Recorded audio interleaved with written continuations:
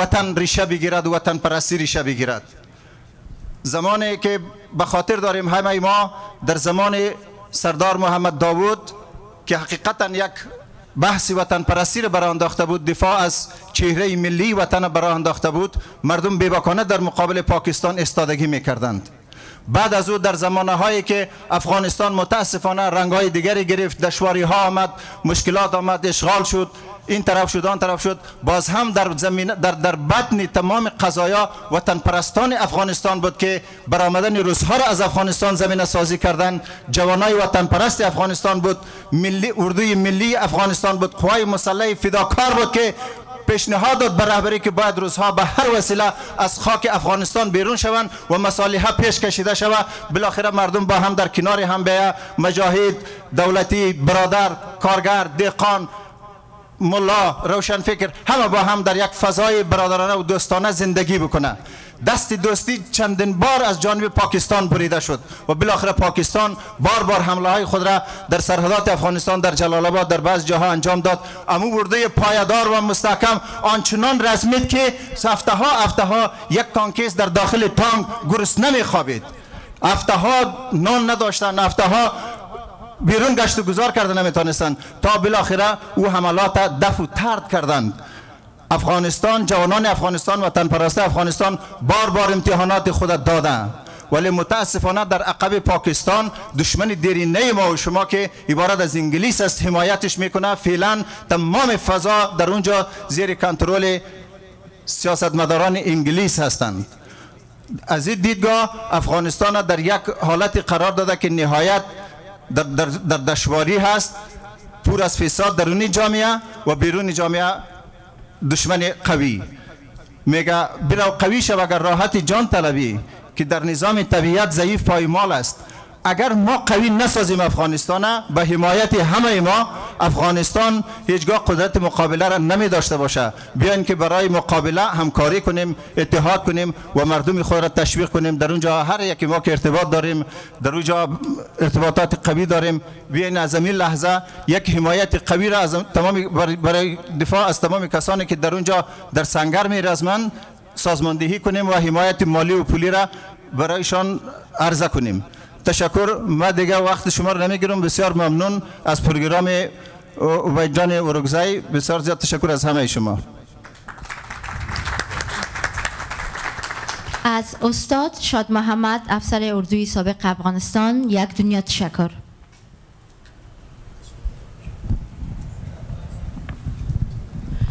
محترم حاضرین، د خبرونې په دې برخه کې اوس موږ د تورنټو با استعداده هنرمند محترم صبرجان تابش څخه بلنه ورکوو چې همیشه د نوید تلویزیون سره همکاري درلوده او در اخیر پورې به هم همکار وي.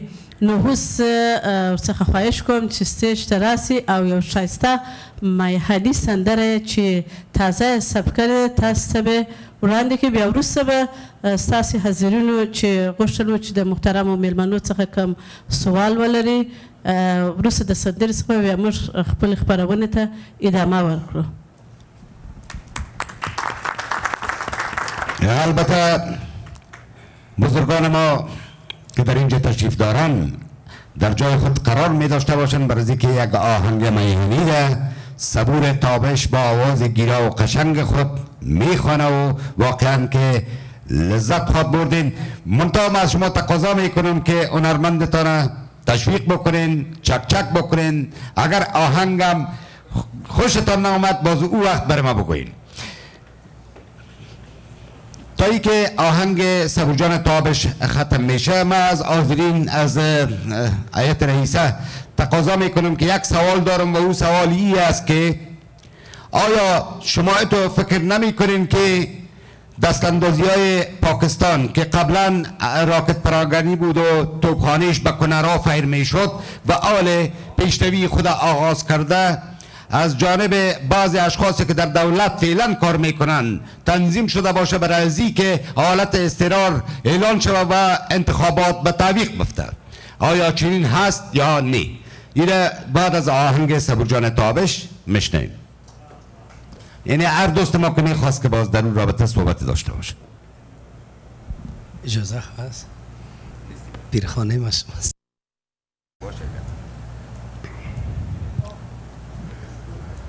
اوکی دوستان عزیز، عرض سلام و ادب خدمت نازنین دارم و خدمت افغانایی که همین لحظه از هر گوشه و کنار اگر بر حسب تصادف ما را میبینن یا تماشاگر هستن. دوست دارم اگر اجازه بزرگان باشه، ضمن ازی که ما همیشه نمیخوایم که در حد یک آوازخوان باشم یا هنرمند باشم. من هم نظریات خدا دارم، من حیث یک افغان، من حیث یک انسان، یک فردی از افغان در این گوشه دنیا. من فقط انا میگم بینش شخصی می است از آوان. ما 15-16 کشور دنیا را طی کرده به اینجا آمدیم. ما گله از خود ما دارم، همگی با پاکستان تعرض کرد. ما در بین خود چی داریم؟ با باور ما از اینجا که برایم هر کدام من شما در برابر یکی دیگه خود صحبتایی داریم. باور بکنین این یک حقیقت است و از آقای اورگزای خواهش میکنم اگر همین صحبتای من نشرم نکرد دیگر هیچ زمانی ما در این تلویزیون ظاهر نخواهد شدم. این واقعیت میگم جدی. ما عرض می است که هر دیگی که سرپوش نداشت بی سرپوش شد. حالا پاکستان مطرح نیست، هر کسی در اوجا دخل اندازی میکنه. با خدا باور بکنین که گناه خود ما است. اگر ما با خانمم پرابلم داشته باشم باید دوست خود غال مغال بکنم، برای اونا بگویم، باید کس دیگه بگویم. با اساس این کلتوری که ما داریم زمین ازی کمک نمی کنیم، ایجاد فاصله می کنیم. به اون خاطر ما پرابلم در خود ما میبینم. 10 سال شد امروز تاریخ 9 میز ما به طلوع نیوز دیدم. ما بسیار علاقمند تمام رویدادهای کشور هستم چون یک افغان هستم. نمیشه که در اینجا ما با کباب و لذت و موسیقی بسر ببرم او طرف. با واقعیت آرام نمیتون آدم باشه. به اون خاطر اخبار میبینم که چی میگذره او بخش جامعه، او طرف چی میگذره.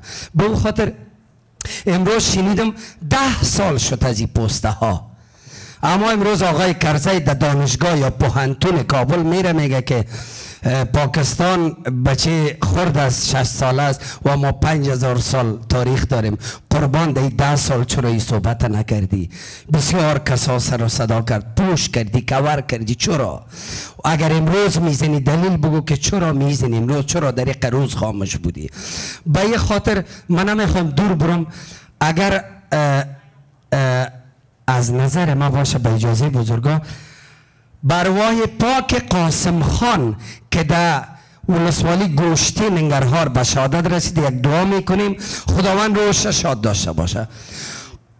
ما باور بیدارم که میگن که انما المؤمنون اخوة فاصله بین اخویکم. سیز پاکستان از لحاظ ریلیژن دین و مذهب برادر ماست. اما زمانی که برادرم ناحق بود، دندان ما که درد کرد پیش دکتر میری میگه می دندان ما فارغ فعالیت شده، میره بکش دیگه. اینجا دیگه همه موضوع حل میشه. به اون خاطر ما دوست داریم هر مسلمانی که با ما است، هر تا غیر مسلمان اگر با ما نیکی میکنه او هم یک انسان خوب است. اسلام از انسانیت همیشه داد زده، نه از اسلامیت. به اون خاطر نفرین و نفرت بر دولت پاکستان نه بر پاکستانی ها. پاکستانی ها بسیار مردم آزاده و قوم دوست هستند به خدا قسم. اما این دولت است که چی سیاست را دنبال میکنه. برحال وقت شما را نمیگیرم، همه قبول صحبت های من خواهش میکنم که را نشر بکنین رو رکزای سر. و آهنگ من خدمت شما میخوانم. آهنگ است که پشتو است با گمان زنی های فکر ما که کمپوز از استاد گل زمان است.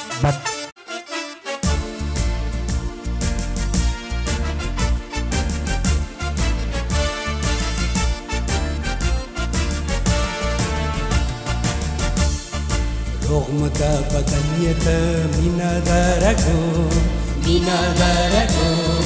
رغم در بدنیت مینا درگو مینا درگو کرد افغانانوی شاند میلنو شاند میلنو داد تاج کانو کور دل توز بکانو سی دل تبلو چانو سی دل تبلو چانو سی زاند هزار وایز رد پختنو رد پختنو زاند هزار وایز رد پختنو رد پختنو کرد افغانانو ده شاند میلنو شاند میلنو رغم در بدنیت مینا درگو خود افغانانوی شاند میلنو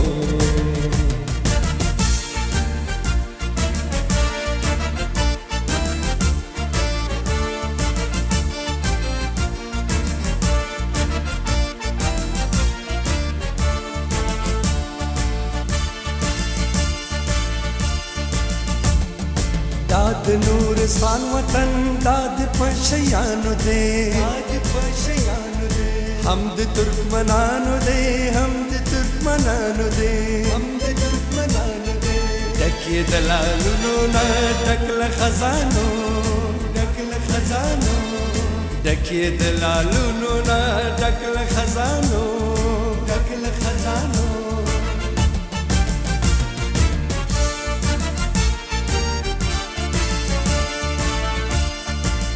رغم در بدنیت مینا درگو رغم در بدنیت مینا درگو کرد افغانانوی شاند میلنو داد تاج خان کور دل توز بکانو سی دل تبلو چانو سی دل تبلو چانو سی زاند هزار وایز رد پختنو پختنو کرد افغانانو یہ شاند میلنو شاند میلنو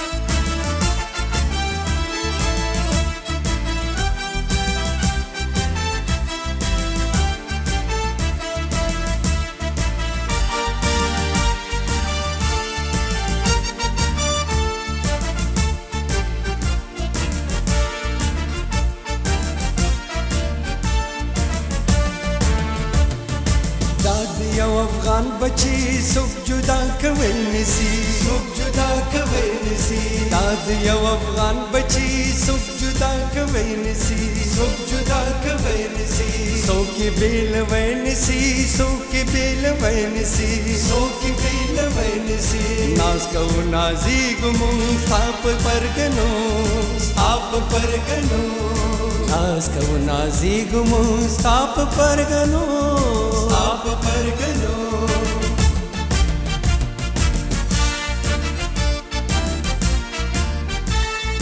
رغم در بدنیت مینا درگو رغم در بدنیت مینا درگو کرد افغانانوی شاند میلنو شاند میلنو داد تاج خان کور دل توز بکانو سی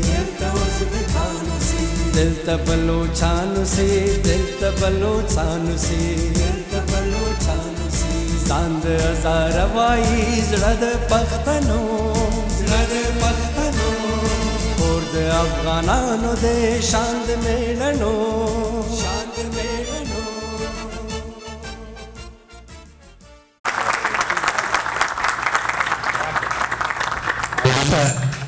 از دوستان معذرت میخوایم شما با تلویزیون هایی که مراجعه میکنین امروز صبح در مزار و افغانستان کس لایف نمیخوانه باید یک چیزه که مطابق روز تقدیم بکنیم از او خاطر معذرت میخوایم مرا شما بارا شنیدین میفهمین که من یک آدم به استعداد هستم و هنرمندی هم نیستم یک کسی هستم در یک حدی که مرا خداوند داده باشیم یک لحظه صبور.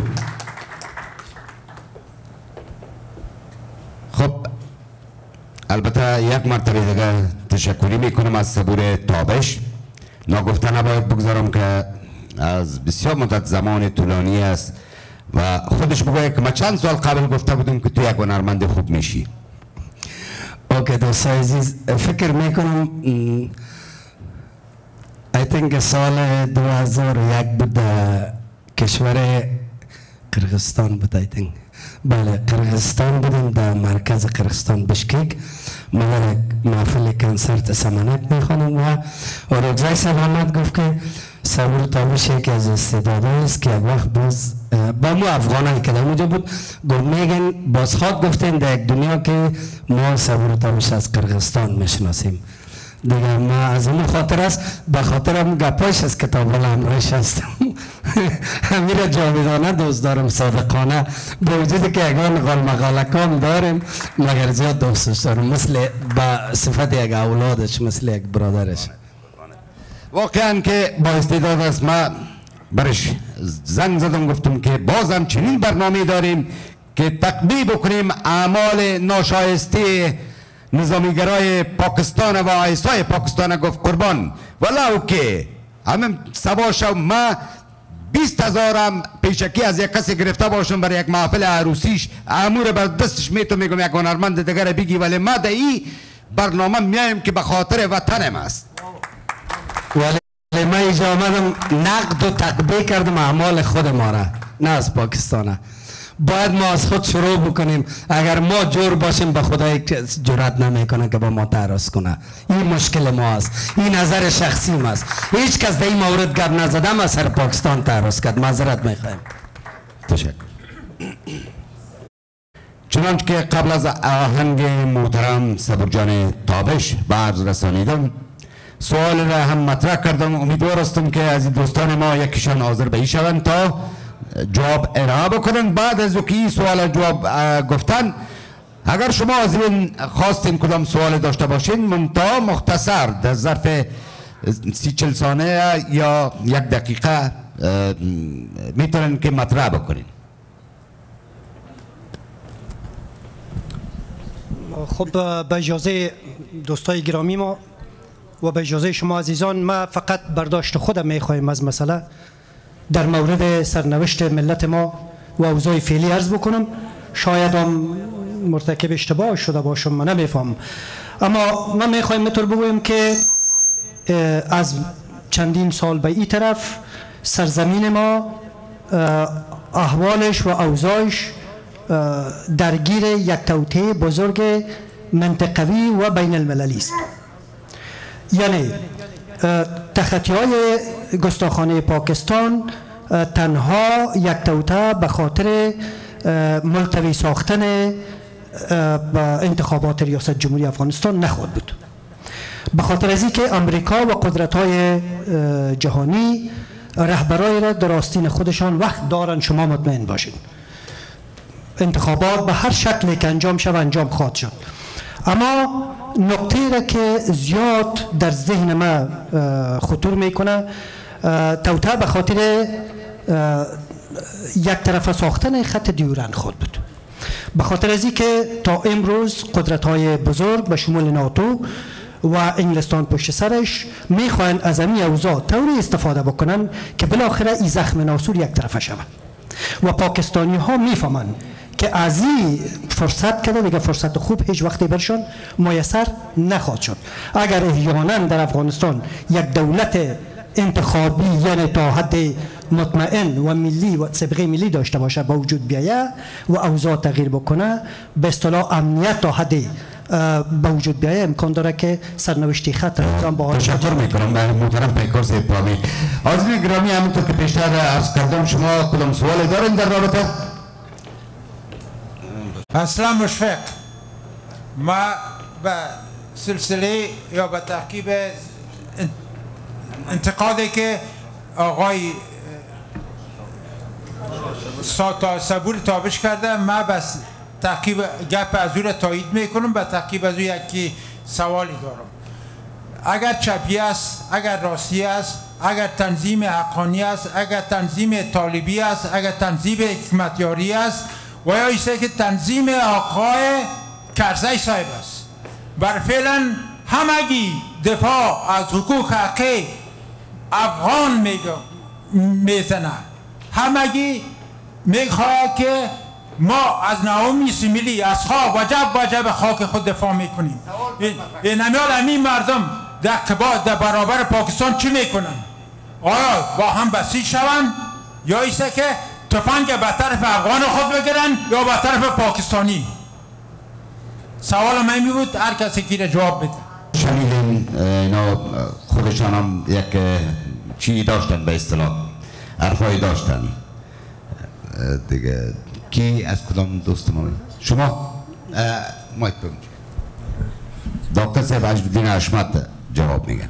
بسیار ببخشید، ما به می ارتباط یک صحنه بگویم یا یک مجلسی که به ارتباط خط دیورن به می ارتباط داره گرفته میشد، یعنی امیر عبدالرحمن خان امرای انگلیسا دیورن به اصطلاح سر مارتین دیورن قرارداد خط دیورن امضا میکرد. قبل از این درباری ها، سردارها و نظامیان خود خواست یک مجلس گرفتند. اینجا مجلس گرفتن، عبدالرحمن خان یک نقشه در دستش بود، در آمد اتاق و مردم در مقابلش خیستمی درباریش و بعد از او عبدالرحمن خان گفت که ما امو منطقه افغانستان که در ننگهار است، امو منطقه بسیار بیکاره بود، به در نخور بود، فلحاظا با مردم یاغیش گفت ما دادم برای انگلیسا. روی خود به طرف غلام ایدرخان چرخی میکنه، میگه جرنال صاحب شما در اونجا چی بودین؟ والی بودین، نایب الحکومه بودین، امی گپ درست است، صحیح است؟ غلام نبی خان چرخی برش میگه که اگر امی منطقه به انگلیس ها داده شود در حقیقت یک بازوی ما قطع میشه. ما شک دارم که ایره گفته باشه. به هر صورت ما اسنادی که من امروز خواندم امیر تقریبا دیدم به نظر ما خورد. و نفر دومی که در اینجا اظهار نظر میکنه عبدالقدوس خان اعتماد دوله است، میگه حضور ضیاءالدوله اگر یک ایت بره در مشرقی و ببینه که کدام منطقه به درد ما میخوره و کدام منطقه به درد ما نمیخوره، او رو تشخیص بکنه و منطقه دیگه شبرش بده. وقتی که ما اینم تو زعما داشته باشیم، اما تو سلطان ها و پادشاه ها داشته باشیم، چطور پاکستان پیش نباید؟ و کرزی از امیر حبیب الله خان یا از امیر عبدالرحمن خان کمتر نیست. در این شک نیست که اگر واقعه شود، چون دل هر کس به یک بلست خاکش به اصطلاح میسوزه، ما تفنگ خود به طرف پاکستان میکنیم به هر شرایطی که باشه. اما این انگشت انتقاد بالای زعمای افغانستان از عبدالرحمن خان گرفته تا به کرزی باید بگذاریم و علت عمدهش فقط این مناستن. ډیره مننه حاضرینو که تاسو هر شخصی کوم سوال لري مهرباني وکړئ لاس مو پورته کړئ او خپل نوم واخلئ چې د محترم پروین جان من یک عرض بکنم که نه سوال آقای تابش و نه سوال برادرم ریشه‌ای کاویده نشد. بله. گلامندی از این هست که چرا تفنگ افغان به طرف افغان از 3 دهه به این طرف نشانه گرفته شده. حرف حقیقت است که پیش از اینکه همگی را برف خود سر بام به بیگانه ها برتیم، یک دفعه به خود هم نظر بکنیم. ما زیادترین خط و اشتباه تاریخی را در قدم اول روشنفکرای افغانستان و بعد از او مردم عامه هم به تعبید امیر روشنفکرا در 3 دهه افغانستان را به خاک خون کشاندن. امی خط تفریق مکی هستم تو کی هستی، تو از کجا هستی، من از کجا هستم، شما این ریشه‌ای بکابین. ارمغان بیگانه بود ولی ما برش اول لبیک گفتیم. ما بودیم که خط پشتون، تاجک، هزاره، ازبک، زبان فارسی و پشتو را از هم جدا کردیم و هنوز هم ما در صدد دامن زدن امی مسائل هستیم. بنابراین گناه پاکستان نیست گناه پاکستان از خاطر نیست که زمینه های رشد تمام بیماری ها را ما برای پاکستان مساعد کردیم، ما برای ایران مساعد کردیم، ما برای انگلیس مساعد کردیم، ما برای روس مساعد کردیم، ولی هیچ وقت نگفتیم که این ماستیم، این ما بودیم. ولی بیاین صادقانه اعتراف بکنیم که زمینه ساز تمام مسائل ما بودیم. و اگر ما نی بگوییم و نی میگفتیم، امیال برای امریکا، برای انگلیس و برای پاکستان و برای ایران ما در یک صف واحد استاد شویم، اهم از شیعه، اهم از سنی، اهم از پشتون، اهم از تاجک، اهم از ازبک و هزاره، شما میفهمین که دیگه رهبر تنظیم، رهبر حزب، رهبر قوم، رهبر گروه دیگه بر سلطه ما حکم روایی نمیکنه، ولی ما اونا را قهرمان ساختیم و تا هنوز هم قهرمان سازی میکنیم. بنابراین واقعا این قهرمان سازی ها گناه اولینش است که ما بیرق از اینا را بلند کردیم به نام قوم، به نام زبان و به نام مذهب. تشکر شما.